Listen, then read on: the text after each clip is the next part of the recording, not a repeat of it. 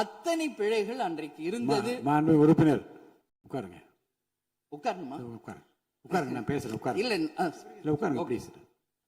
அன்று ஆளுநர் உரை அது தமிழ்தாய் வாழ்த்தோடு ஆரம்பிக்கப்பட்டதை தேசிய முற்போக்கு திராவிட கழகம் மனப்பூர்வமாக அதை வரவேற்கிறோம். அதே போல ஆளுநர் உரை அன்றைக்கு ஆளும் கட்சியின் உரையாக இருந்தது என்பதை யாரும் மறுக்க முடியாது. ஒரு ஸ்போக்ஸ் பர்சன் மாதிரி ஆளுங்கட்சியை பற்றி மட்டுமே அவருடைய உரை இருந்தது.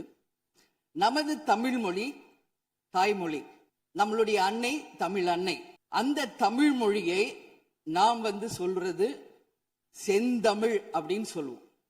அதை நாம் கேட்கும்போது அது நம் காதல தேன் பாய்ந்ததாக தான் நம்ம எல்லாரும் சொல்வோம்.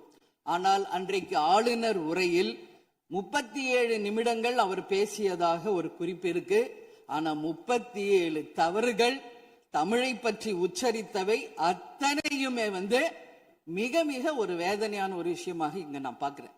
நம்மளுடைய தலைவர்கள் அறிஞர் அண்ணாவாகட்டும், கலைஞராகட்டும், ஐயா காமராஜர் ஆகட்டும், அனைத்து பெருந்தலைவர்கள், அதே போல வேலு நாச்சியார், இது போன்ற அவர் ஒவ்வொரு பேரை சொல்லும் பொழுதும் முற்றிலுமாக அவருடைய உரையில அத்தனை பிழைகள் அன்றைக்கு இருந்தது. மாண்பு உறுப்பினர் உட்காருங்க. உட்காரணுமா?